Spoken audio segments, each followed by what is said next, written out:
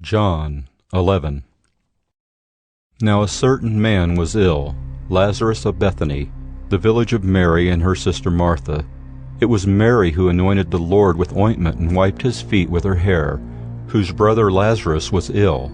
So the sisters sent to him, saying, Lord, he whom you love is ill. But when Jesus heard it, he said, This illness does not lead to death. It is for the glory of God, so that the Son of God may be glorified through it. Now Jesus loved Martha and her sister and Lazarus. So when he heard that Lazarus was ill, he stayed 2 days longer in the place where he was. Then after this he said to the disciples, Let us go to Judea again. The disciples said to him, Rabbi, the Jews were just now seeking to stone you, and are you going there again? Jesus answered, Are there not 12 hours in the day? If anyone walks in the day, he does not stumble, because he sees the light of this world. But if anyone walks in the night, he stumbles, because the light is not in him. After saying these things, he said to them, Our friend Lazarus has fallen asleep, but I go to awaken him.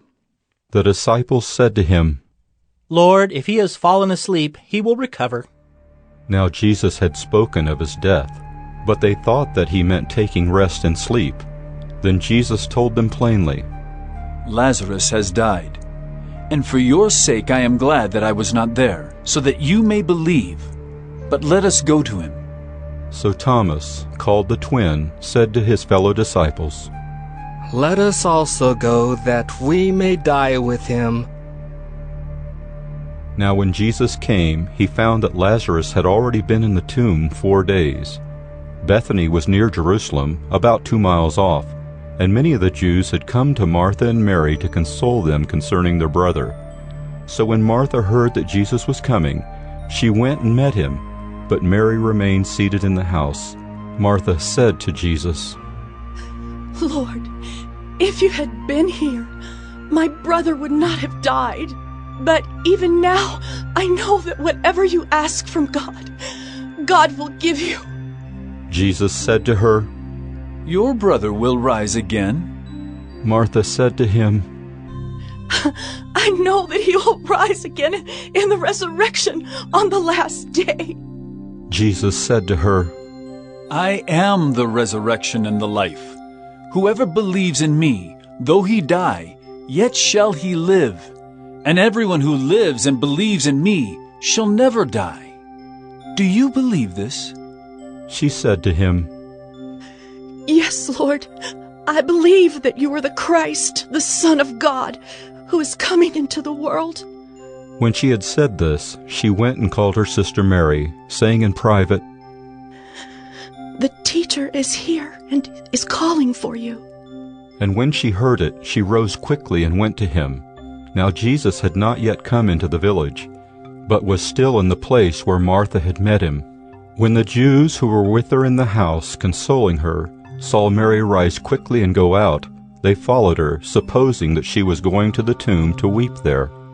Now when Mary came to where Jesus was and saw him, she fell at his feet, saying to him, Lord, if you had been here, my brother would not have died. When Jesus saw her weeping, and the Jews who had come with her also weeping, he was deeply moved in his spirit and greatly troubled. And he said, Where have you laid him? They said to him, Lord, come and see. Jesus wept. So the Jews said, See how he loved him. But some of them said, Could not he who opened the eyes of the blind man also have kept this man from dying? Then Jesus, deeply moved again, came to the tomb. It was a cave, and a stone lay against it. Jesus said, Take away the stone. Martha, the sister of the dead man, said to him, Lord, by this time there will be an odor, for he has been dead 4 days. Jesus said to her, Did I not tell you that if you believed, you would see the glory of God? So they took away the stone, and Jesus lifted up his eyes and said, Father, I thank you that you have heard me. I knew that you always hear me, but I said this on account of the people standing around, that they may believe that you sent me. When he had said these things, he cried out with a loud voice, Lazarus, come out!